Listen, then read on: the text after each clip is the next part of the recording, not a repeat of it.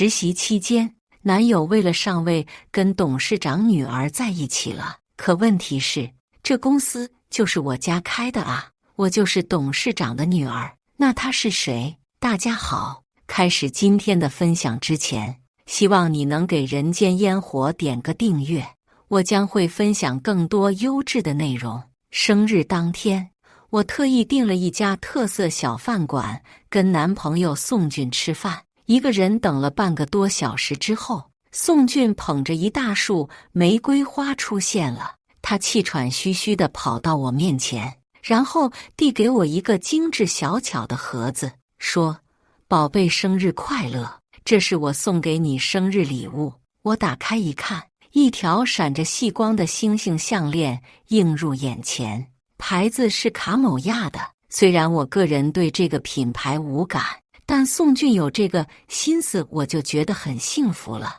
等过了实习期这半年，我就打算跟他摊牌。其实我和他现在所实习的公司就是我家开的。毕业那会儿，我爸跟来想让我直接去公司的管理层，但却被我拒绝了。原因是我想通过实习摸一摸公司的基本情况，再一个就是想陪着宋俊，等一切都稳定下来之后，给他安排一个总监当当。吃饭时，宋俊中途上了个卫生间，而他的手机突然响了一下，我下意识地扫了一眼，消息是一个备注为莎莎的人发过来的：“老公，下雨了，你能过来接我一下吗？我还在酒店里。”老公还在酒店，我的脑子顿时轰的一声，直接拿起他的手机解锁。在这之前，我对宋俊是100%信任的，因此根本没有查他手机的习惯。打开微信之前，我甚至都还抱着侥幸心理为宋俊开脱，会不会是发错了消息，或者只是莎莎的一厢情愿？可聊天记录骗不了人，他们说的话露骨且风骚。宋俊更是像一个有特殊癖好的变态一样说话，事实已经清晰可见，我的眼眶瞬间就酸涩起来。怪不得宋俊一向守时还爱干净，可这段时间跟我在一起的时候，却总是迟到早退，有的时候甚至夜不归宿。第二天身上还会沾满刺鼻的香水味，而他对我的解释也仅是加班工作，香水味是女同事喷的。对此我深信不疑，可我没想到，一直以来的信任换来的竟是这样的背叛。现在想想，原来这一切都是有迹可循的。宋俊从卫生间里出来了，我急忙放下手机，继续埋头吃饭。手机再次响了下，他看了一眼后开口：“对不起，宝宝，公司突然有点事情，我得回去一趟，你自己先在这里吃好吗？”我气急反笑：“真好啊，一点犹豫都没有。”我也不想跟他装了，直截了当道：“公司根本就没有事，你是为了去接莎莎对吧？”宋俊一愣，然后皱着眉说：“你看我手机了，莎莎是谁？你为什么这么做？”我紧紧盯着他问。宋俊沉默了一会儿，坐下来，一脸理所当然地说：“很简单，因为我想留在公司。莎莎是公司董事长的女儿，她能帮我。”我愣住了，我是独生子女，董事长女儿就是我本人，哪冒出来的第二个？宋俊看着我，继续道：“你也觉得不可置信对吧？但事实就是这样，莎莎她喜欢我，正好我想要的一切她都可以给我。蒋梦，咱们都已经不是小孩子了，成年人的首要目的都是为了生活。我实在想不出有什么拒绝莎莎的理由。”我还在震惊中没有抽离回来，开口问他：“你说莎莎是公司董事长的女儿？”宋俊笑了，一脸阴足道：“对啊，以莎莎的地位，她可以不费吹灰之力的将我留在公司。而你呢，蒋梦，我跟你在一起，你又能给我什么呢？所以我没有错，我只是做了一个正常人都会做的选择。谁让你爸不是董事长呢？”我笑了。这一刻，宋俊原本称得上英俊的脸突然变得恶心至极。这就是你的真实想法，对吧？宋俊点头，欲要起身。你等等！我立刻叫住他。宋俊叹了一口气，蒋梦，话我已经说得很清楚了，你不要再纠缠我了，好聚好散吧。呵，好聚好散。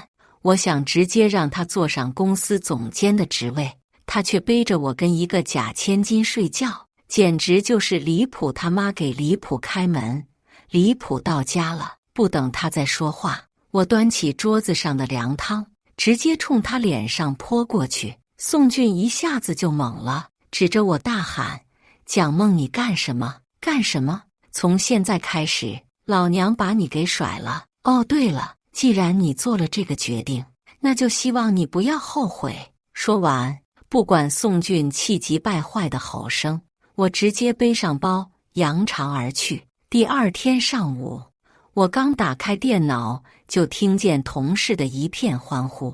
一个打扮艳丽的女人正挽着宋俊的胳膊站在门口，笑盈盈地跟同事打招呼：大家好，我叫江莎莎，被我爸安排来实习的新员工，请大家多多关照。话落，掌声雷动，身边的几个同事也已经捂着嘴巴讨论起来。她就是董事长女儿啊！哎呦，真不愧是有钱人，全身上下都是名牌，现在看着倒是挺平易近人的，也真是便宜了宋俊这小子，找了个千金当对象，后半辈子不用愁了，还是小心着点儿吧。嘴上说是来咱们下面实习，实际上不都是借这机会视察工作吗？几个人加在一起的声音并不小。江莎莎和宋俊手挽着手，笑得一脸荡漾，而我见到江莎莎的第一眼，就注意到了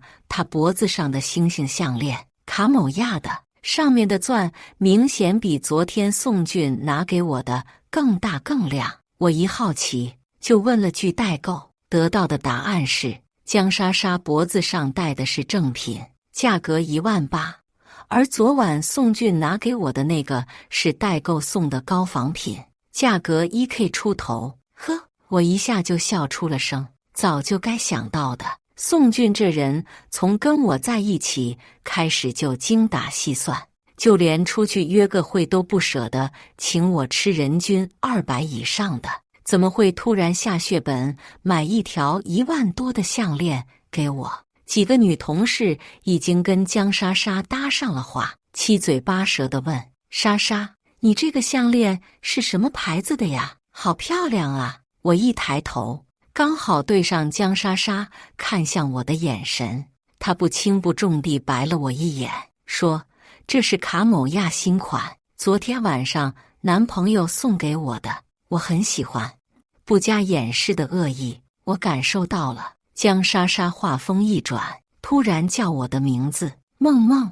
我来之前听说你刚跟你男朋友分手啊？对，我漫不经心地回她。突然不想养王八了，还不如养条狗，至少对狗对自己是忠心的，你说是吧？余光中，宋俊的脸一下子就黑了。江莎莎顿了顿，继续说：那好可惜啊，没关系，以后肯定会有人送给你这条项链的。我笑了笑，直勾勾地盯着他，一字一句道：是吗？不过我有手有脚，又不是个残废，我想要什么自己买不好吗？干嘛需要别人送呢？部门里不少人都知道宋俊之前跟我走得很近，这话一说出来，是个人都知道我在点谁。听这话，江莎莎的脸立马就垮了下来，哼了一声之后，转头就去了茶水间。午休的时候，我收到了宋俊发来的一张图片，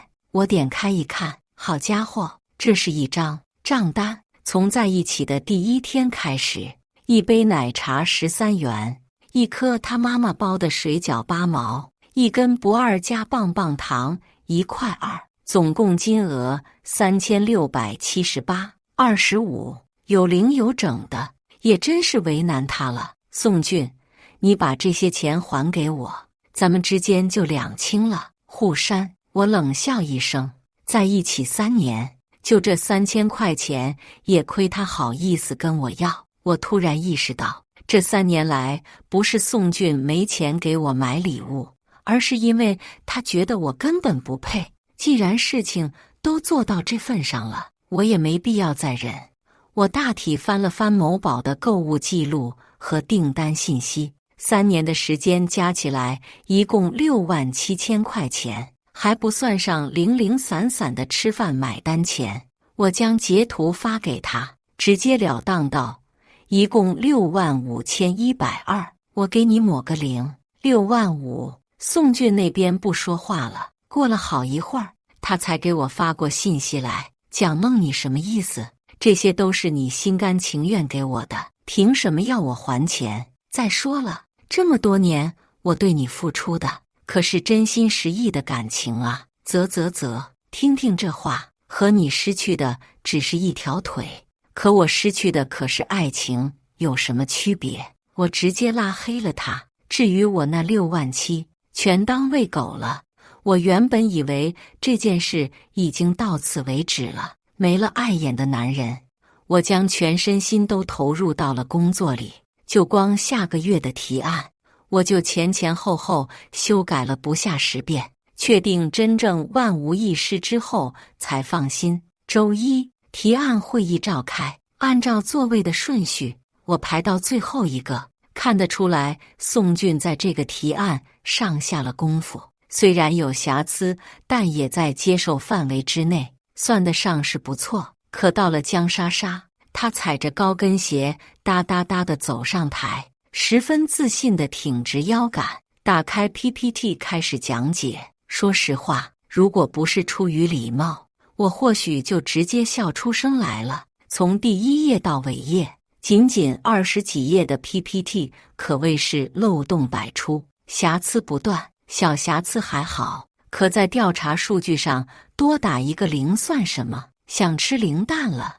我一个小实习生都能看出来的问题，在场的领导自然能发现更多。其中王总监根本不忍了，直接将手里的文件夹往桌子上一拍，呵斥：江莎莎，你还想不想干了？这么简单的一个提案，大大小小的错误你犯了不下30个，你到底有没有用心对待工作？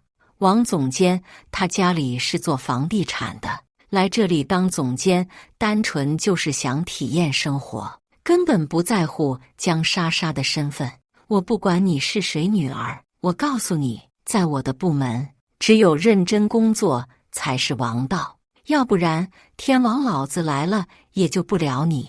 王总监句句在点，江莎莎的脸立马就红了，含着眼泪可怜巴巴地站在台上。她想求助台下的宋俊，但俩人一对上眼，宋俊就跟触了电一样，赶紧挪开视线。就在我打算事不关己，低头整理材料的时候，江莎莎突然喊出了我的名字。我想起来了，总监， PPT 上的数据绝对是蒋梦趁我不在的时候偷偷给我改的，什么玩意儿？此话一出，会议室里所有人的视线都齐刷刷落到了我的身上。江莎莎显然一副诡计得逞的样子，洋洋得意。说真的，我被她无语住了。说江莎莎聪明，她也知道推卸责任，但要说她傻，这人说瞎话也就算了，还不知道打个草稿。我强压着上台扇她耳光的冲动，忍着脾气说：你说这 PPT 是我改的，好啊，证据呢？吃！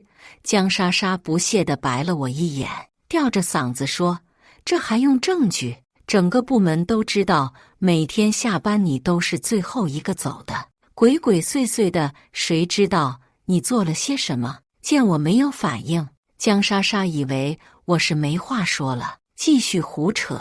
蒋梦，我知道你对阿俊选择我而不选择的事情有意见，但公是公，私是私，你没有必要样子。如果你想跟我公平竞争的话，我没意见，但请你不要背地里使这种肮脏手段。江莎莎表情可怜巴巴，说话大义凛然，像极了一个被我逼到了绝路上的无辜小白兔。他这话一说完，会议室里顿时就炸开了锅。王总监眉头越皱越紧：“宋俊，这到底是怎么回事儿？跟你有关系？”宋俊脸色一僵，起身走到江莎莎身边：“各位领导，我承认今天这事跟我有关系。不仅如此，我前几天还亲眼看到蒋梦动过莎莎的电脑。”江莎莎一脸挑衅地看着我，宋俊则挡在她面前，脸部红心不跳的放狗屁，真是演得好一出情深深雨蒙蒙，黎民百姓闹朝廷啊！看得我都想给他们鼓个掌，歌颂他们的伟大爱情了。宋俊继续说：“蒋梦，虽然咱们两个曾经有过一段感情，但我现在已经不爱了。我真正爱的人是莎莎。麻烦你能不能不要再纠缠我了？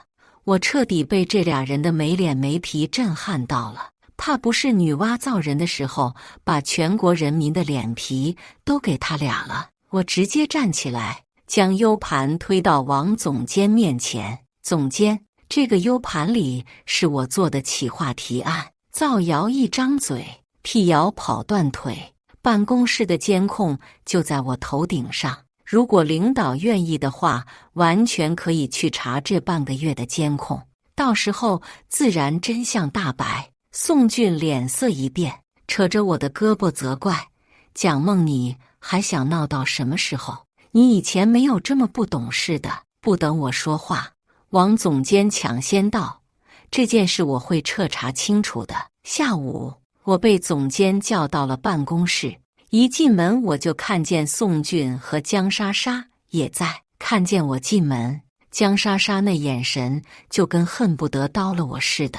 王总监皱眉，冲他们俩说：“还愣着干嘛？道歉！”江莎莎处在原地，愣是一动不动。我一下就笑了，慢悠悠地说：“怎么，敢做不敢当了？诬陷别人还有理了是吗？虽然我董事长女儿的身份还没有公布，但这事本就不是我的错。再加上现在有王总监在这里，仗势欺人，谁不会啊？”过了一会儿，宋俊站出来了，他嘴唇嗫嚅，不情不愿地开口：“梦梦，对不起，你可千万别叫我梦梦，这比被狗咬了一口还恶心。”宋俊表情一下子就僵住了，我盯着他，一字一顿：“宋俊，你知道你俩人在一起像什么吗？像狗吃屎，你是屎，他是狗。”江莎莎一下就急了，满脸涨红的瞪我，但碍于王总监在，还是没敢说什么。经过这事儿之后，我跟这俩人的梁子算是彻底解下了。因为江莎莎身份的原因，领导们也都不想趟这趟水，事情就这么被压下去了。不过我倒也理解，这世上除了江莎莎，谁会愚蠢到去冒充别人的女儿？再加上我爸这人平时说话带方言，明明叫蒋方刚，硬是说成江方刚。再加上他不爱露面，公司里的员工会误会也属于正常。2-3天之后，我的企划提案得到了上级通过。跟我关系不错的小天打趣道：“不错呀，梦梦，第一次做企划提案就得到通过了，打算怎么庆祝呀？”小天是我家合作公司的孩子，是被家里强行送到这里来实习的。我听懂了他的意思，笑道：“行，今晚我请客，腾楼阁，大家一起去啊！”同事一听，纷纷鼓掌起哄。江莎莎不知道什么时候从茶水间里回来，轻飘飘地来了一句：“切，某人别打肿脸充胖子了。”腾楼阁人均3000的消费水平，就过了个提案，还真把自己当大款了。江莎莎这回确实说对了，腾楼阁最低消费3000起步，整个办公室的人一起，最少也要10万元起步。但问题是，我就是腾楼阁的股东啊！小天还不知道我的身份，小声问我：“梦梦，腾楼阁确实贵，你要是困难的话，我可以帮你买单。我拍了拍他的手，示意他放心，随即看向江莎莎，钱这方面就不劳你操心了。怎么，今天晚上要不要跟着一起去长长见识？江莎莎的脸一下就僵住了，随后又咬着牙道：谁稀罕你那顿破饭？今晚我也要去腾楼阁，跟阿俊一起约会。哎呦，一起去约会啊，这可是正合我意了。贱男渣女凑到一块，正好能演个饭前小品看看。好啊，我直直地盯着他。那今晚不见不散。做完手头的提案之后，我回了趟家，在车库里随便挑了辆布加迪，到了饭店。前几年我爸痴迷于买车，什么玛莎拉蒂、保时捷之类的，一股脑的往家里搬，到最后还是我妈跟他闹了脾气之后才收住的。今天开的这辆真的已经算是最低调的了。一进门，我就看见除了小天之外的同事都不约而同地围在江莎莎和宋俊身边，七嘴八舌地奉承着两人。我稍微走近了2步，看到宋俊手腕上的东西之后，立刻就明白了。他抬高手腕推眼镜的动作真的太不经意。哦，原来是1:1高仿的绿水鬼。之前我爸过生日的时候，我就送过他这个手表，别人可能看不出来，但瞒不过我的眼睛。江莎莎穿着一身小礼服朝我走过来，她上下打量我一眼后，冷哼一声，讽刺道：蒋梦，你怎么回事啊？来腾楼阁吃饭，怎么还穿得这么随意？随意？我下意识地看了眼自己身上的衣服，虽然是套休闲装，但也是设计师私人定制的，比他身上这件批量产的贵好几倍不止。江莎莎又冷哼了一声，绕过我往门口看了看。话说，你是怎么来的呀，蒋梦？打车还是坐地铁？我还没来得及说话，江莎莎又跟被人咬了尾巴根一样惊叫了声：呀，对不起啊，梦梦，我忘记今天你要请大家吃饭的事情了。你不会是走路来的吧？没关系的，你如果困难的话，今晚我可以让阿俊开车送你一程的。正好我刚提了一台法拉利，带你见见世面也是好的。他这话一说完，身边的同事很快就小声议论了起来。原来门口的那辆法拉利是莎莎的，真有钱啊！说提车就提车了，人家家是什么条件？咱们不都是给他爸打工的打工人？贫穷限制想象啊！同事的话被不远处的宋俊听进耳朵里，脸上的笑容更荡漾了。呵，笑死！吃软饭还能吃得这么心安理得的人，也就只有他了。真是越来越期待他知道真相之后的表情了呢。江莎莎一边说，一边伸手想拉我的胳膊。我面无表情地避开他，笑道：你说的那台法拉利车牌号不会就是 TX685 吧？江莎莎扬起下巴，当然。我彻底笑了，毫不留情地揭穿道：不出意外的话，你这车应该是在一个姓刘的老板那里租来的吧？江莎莎表情一致，声音顿时拔高了不少，指着我叫：你在胡说些什么呢？我又转头看了眼宋俊的表情，震惊、惶恐。没错啊，我笑得更开心了。我嫌这车底盘太低，上个月刚把它转卖给租车行老板。哦，对了，这车前面的保险杠被我刮过几次，估计还没来得及换。你们应该看见了吧？江莎莎和宋俊的表情彻底凝固了，尤其宋俊满眼震惊地看着我。身边的同事都安静了下来，齐刷刷地看向江莎莎等解释：是我租的又怎么样？江莎莎顿了顿，随后下巴又抬高几分，解释道：我的车前2天开去保养了，临时租一辆不可以。再说了，我本来也打算提一辆法拉利玩玩的。我挑了挑眉，随便他怎么说了，同事们大多都臣服于他的身份，信也好，不信也罢，都不敢显露在表面上。就在他白我一眼，准备转身就走时，帮我停车的大堂经理回来了。经理将手里的车钥匙恭恭敬敬地递给我，讲：“小姐，您的车我已经给您停好了，等您要离开的时候，我再给您开出来。”我接过车钥匙道谢。来之前我就提前给经理打过招呼，非必要情况不要叫我蒋总，毕竟我还没跟这俩小贱人玩够。早早谢幕的小品多没意思。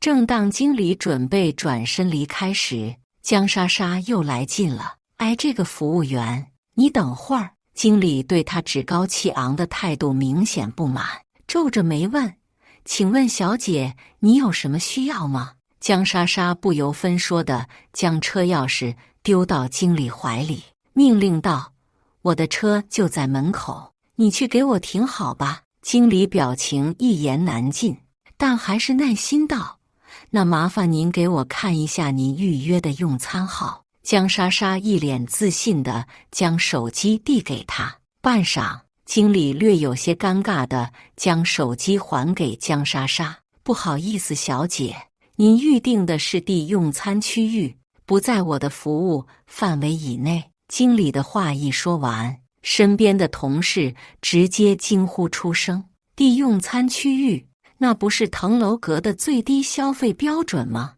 莎莎怎么会跟宋俊去D区域啊？我还以为他多有钱呢，好歹他爸是董事长啊，竟然还混成这样。我终于明白什么叫坏人死于话多了。”江莎莎做的事情越多，漏怯就越多。在腾楼阁，大堂经理的地位相当于一个上市公司的总监，一般情况下只接待 VIP 贵宾。看他的样子，应该根本不知道这条规定。江莎莎和宋俊的脸上一阵红一阵白，跟唱戏似的。那蒋梦凭什么能？江莎莎下意识地指着我大喊，说到一半又停下，不可能。她转头看向宋俊：“你从来没跟阿俊说过你有钱的。”我一下子就被他的迷惑发言逗笑了，才不外露，没听说过。看到这俩人吃瘪的样子，小天控制不住地捂着肚子大笑起来，毫不留情地嘲讽：“哎呦我天，我还以为这俩人多有本事，合着就是狐假虎威，狗仗人势呗。这人呐，不怕没钱，就怕没钱还虚荣。要真没这个本事，就别在外人面前装，真够丢人的。”江莎莎满脸通红，拉着宋俊就要往 B 区走，一边走还一边反驳：“你们懂什么？我们是怕浪费，为了环保。”同事们纷纷低下头偷笑，而宋俊还没从震惊中缓过神来，被江莎莎拉着的功夫，还双眼发直愣愣地看着我。吃饭的时候，宋俊不知道从哪个犄角旮旯里翻出来个私信，给我发信息质问：“梦梦，你之前不是说自己就是普通家庭吗？怎么突然变得这么有钱了？你为什么不提前告诉我？这样你就能留住我在你身边了。”我不禁冷笑一声：“留住他？还在我身边？留住他干什么？过清明节吗？给他扫墓我都嫌恶心。”我懒得搭理他这种脑瘫言论，不紧不慢地回复：“你手腕上的绿水鬼是假的，高仿货，几千块钱就能到手。原来这就是你想要的东西啊！”一想到这对狗男女尴尬在原地的样子，我顿时心情大好，不等宋俊回复，就直接删除拉黑走起。等同事都回去后，我一出门就看见宋俊朝我的方向过来，我还没来得及躲，他就一把抓住我的手腕道：“梦梦，这到底是怎么回事？你现在就给我解释清楚。我知道你还一直爱着我，只要你把你的真实情况告诉我，我愿意考虑跟你复合。”我翻了个巨大的白眼送给他：“他没事吧？”我直接甩开他的手，不客气道：“我有病我才会一直爱你，你是个什么狗东西？说起来，我还得谢谢你的不娶之恩，幸亏江莎莎能看得上你，要不然我还不知道要被你算计多久。现在想想，当初跟宋俊在一起的时候，真是被猪油蒙了心。这是个什么玩意儿？从这天之后，江莎莎确实安分了不少。我还以为她是准备重新做人了，结果没想到她是想给我憋一个大招。因为项目工作的原因，我们3个又被分到了一组。一开始我死活想不明白，但很快我就想通了。在腾楼阁那次，我让江莎莎那么下不来台，这回好不容易憋到分项目的时候了，她跟宋俊肯定不会放过这次挽尊的机会。这天下午，我刚整理好调研报告，就被同事告知项目总监让我去办公室一趟。说完，他一脸同情地拍了拍我的肩膀，还说让我做好心理准备之后再进去。一看他这表情，我的心里顿时就咯噔了一下。得，我明白了，绝对没啥好事。果不其然，我一推开办公室的门，就接收到了项目总监、人事部部长和宋俊江莎莎的目光。哎呦喂，这是准备给我开个批斗大会了。我从办公桌前站定，总监，你有事找我。虽然已经猜到了这几个人凑到一块准憋不了什么好屁，但身在职场，最起码的礼貌尊重还是要有的。项目总监往椅子靠背上一仰，居高临下地问我：小蒋啊，你知道我为啥在这个时候叫你过来吗？我当然知道，又想找事儿了呗。人事冷不丁地哼了一声，阴阳怪气地说：现在咱们公司的风气真是越来越不好了。某些人啊，仗着家里有钱，就在公司为所欲为，敌对同事也就算了，对待工作的态度也是越来越差劲。蒋梦，你怕不是把公司当成姥姥家了，以为这里是想来就来，想走就走的地方吗？我看你是已经忘了自己还只是一个实习生了。余光中，我清晰地看见江莎莎此时正在以一种小人得志的样子瞅着我，还时不时地笑出2声，有意思。为了挖苦，我都做到这份上来了，也真是为难他的良苦用心了。项目总监一脸认同的点头，随后又看向宋俊，问：小宋平时跟蒋梦的工作接触比较多，你觉得他的工作能力怎么样？宋俊清了清嗓子，马上接话：总监，站在工作的角度来说，我觉得蒋梦最近的工作态度非常不认真，频频出错，还屡教不改，可以说是给项目的推进扯了很严重的后腿。而站在私人的角度来说，蒋梦不管是在公司还是在私下，他都经常针对我跟莎莎，经常让莎莎在同事面前下不来台。宋俊一边说着，一边牵起江莎莎的手，满眼深情道：作为莎莎的男朋友，我真的很心疼，也很生气。我的天，瞎话都说到这份上了，他就不怕遭雷劈吗？看他们一唱一和的态度，我彻底被气笑了。宋俊，你脑子里都是屎吗？反正脸都撕到这种程度了，我也没必要再那么文明，干脆就直接把话对到他的脸上。你自己摸着良心说，我每天在公司待到半夜11、2点，你们呢？我记得市场调研和统筹都是你跟江莎莎做的吧？文件被上面打回来多少回，你自己心里没点逼数？我说着话，总监忽然猛地一拍桌子，怒斥道：蒋梦，这是工作场合，你说话给我注意点。人事也随声附和：就是这么大个人了，怎么还不知好歹，一点家教都没有？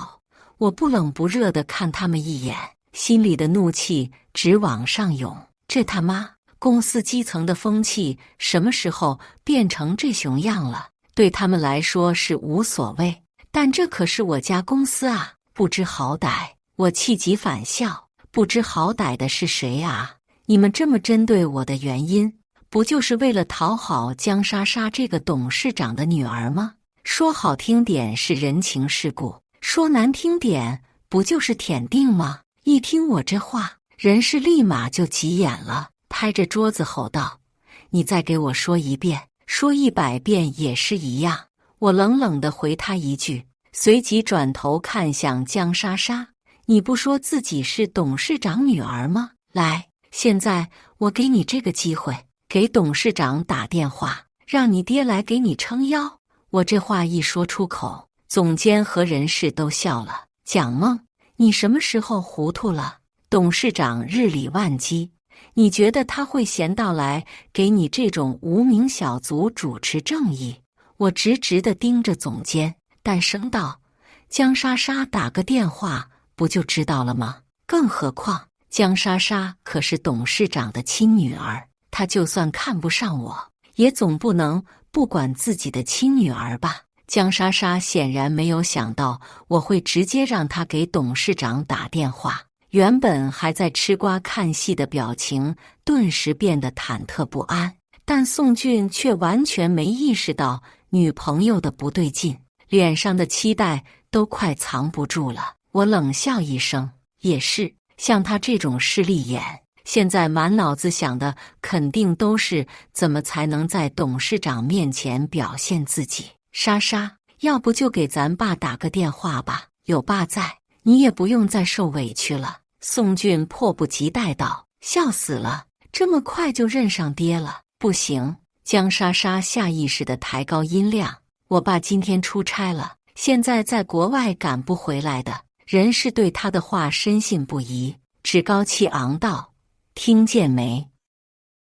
董事长根本就没空搭理你。”呵，我冷笑一声，看向江莎莎，一字一顿：“我给过你机会了，你不打是吧？那可就换我打了。亲爹就是亲爹，关键时刻就是靠谱。”电话刚打过去没几秒就被接通了。“喂，闺女！”一听见这小老头的声音，我一直憋在心里的眼泪差一点就夺眶而出。自始至终，我都没有做错过任何一件事，被针对的人是我，被嘲笑打压的人也是我。如果今天没有我爸给我撑腰，站在这个办公室里的人就是个普普通通的应届毕业生的话，他是不是就只能把所有的委屈都往肚子咽？或许我唯一做错的，就是让这一对狗男女在公司待这么久，把公司基层弄得这么乌烟瘴气。我吸了吸鼻子，说：“爸，你现在来一趟公司，我就在项目总监的办公室里。你闺女让人欺负了。”挂断电话之后，总监和人事仍然在用一种看神经病的眼神看着我。我也不知道江莎莎到底怎么给他们洗的脑，竟然能让他们如此深信不疑。你们恐怕是误会了，其实董事长根本不叫江方刚，而是叫蒋方刚，他只是说话有口音而已。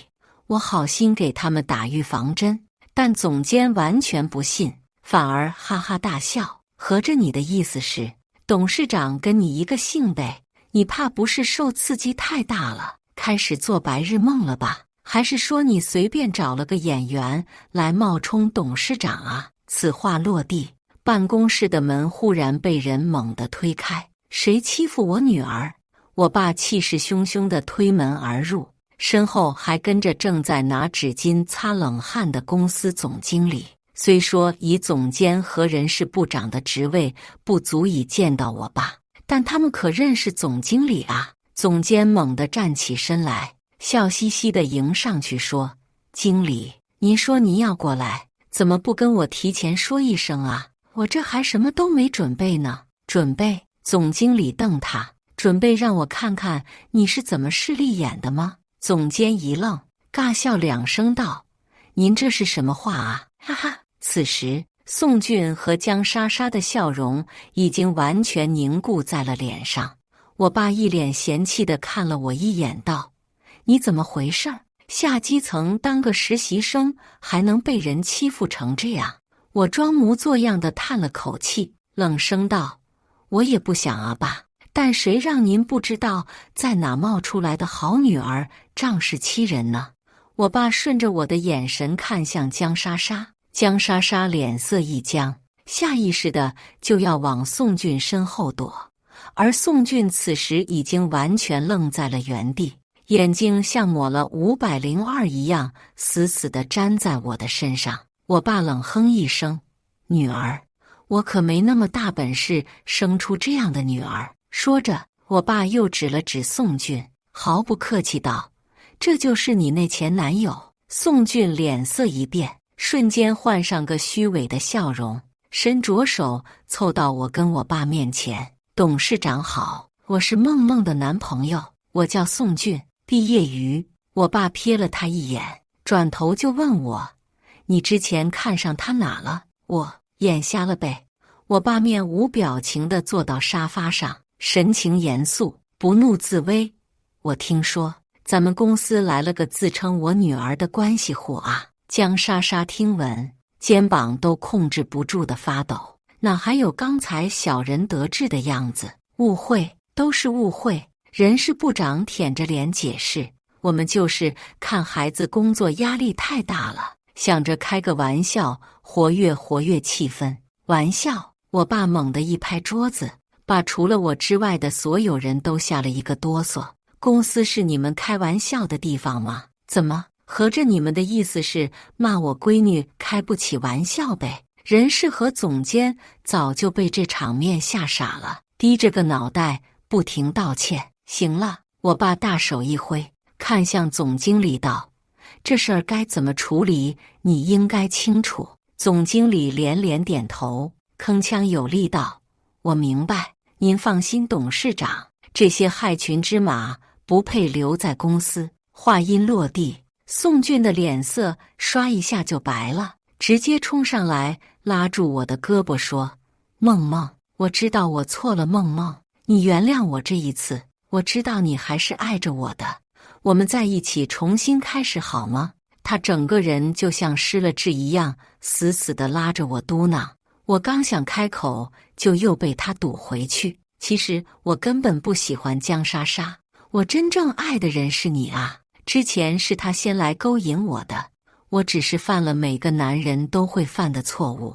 梦梦，你一定要理解我啊！我快被他给恶心吐了，这到底是什么品种的牛马？我直接甩开他的手。你还记得我跟你说过的话吗？你跟江莎莎在一起，我完全没有意见。狗吃屎，简直就是天生一对。宋俊还想继续上前拉我的手，却被已经失去理智的江莎莎一把拽了过去。啪的一声，一个响彻办公室的耳光扇在了宋俊脸上。宋俊，你还是不是人？你知道我为你做了多少吗？看见这一幕，我突然想起来一个词：细狗，真是像极了宋俊。我笑了，慢悠悠地补充：“哦，对了，我差点忘记一件事。”宋俊看我的眼神顿时有了光，跟奥特曼似的。你还欠我6万多块钱，可千万别忘了还啊，不然我就只能给你寄律师函了。从这之后，我爸妈说什么都不让我再去基层了，我对此也没什么意见。毕竟身份都已经曝光了，再在基层留着也观察不到什么。1个月后，我坐上了公司副总经理的位置，再也没听过江莎莎和宋俊这俩人的名字，当然我也懒得打听。之后宋俊倒是也来找过我几回，有一次还是在暴雨天，大半夜的时候，他突然给我打电话：“梦梦，我现在就在你家楼下，外面的雨很大，我没有打伞，你能下来听我说2句话吗？如果你不下来，我就一直在这里站着不走了。”我被他狗叫的头疼，想都不想就丢给他一句：“你爱咋咋地，别他妈打扰老娘睡觉。”第2天上班的时候，宋俊又给我打来了电话，他说他得了急性阑尾炎，问我能不能去看看他。我说真是个可怜鬼，没脑子也就算了，这下阑尾也要没了。2年后，我爸把公司全权交到了我的手里。这天跟小天吃饭的时候，他突然笑嘻嘻地问我说想不想知道宋俊和江莎莎的近况，反正也闲得无聊，不妨听个乐子玩玩。据小天说，江莎莎冒充董事长女儿的事被同事挂到了网上，很快就被骂得声名狼藉，只能灰溜溜地跑回老家找工作。而宋俊的情况也好不到哪里去，自打割了阑尾之后，江莎莎就跟疯了一样，死咬着他不松口，就连过年回家都跟在他屁股后面一哭二闹三上吊。最后宋俊被缠得没办法了，只能咬牙跟江莎莎领了结婚证。结果婚礼都办完了，他才知道江莎莎缠着他要结婚的原因根本就不是因为喜欢他，而是因为欠了外债，实在还不上钱了，才拉他一起下水。听完之后，我无声地笑了笑，心里的某个疙瘩忽然被抹平了。人生啊，最多就是一趟旅行，好人烂人都在路上，可这又怎么样呢？有句话说得好，出来混总是要还的，遇见烂人就直接扇他巴掌呗。以上就是今天分享的故事，大家有什么想说的、想吐槽的，欢迎在下方评论交流，也更希望能给人间烟火点个订阅，我将会分享更多优质的故事内容。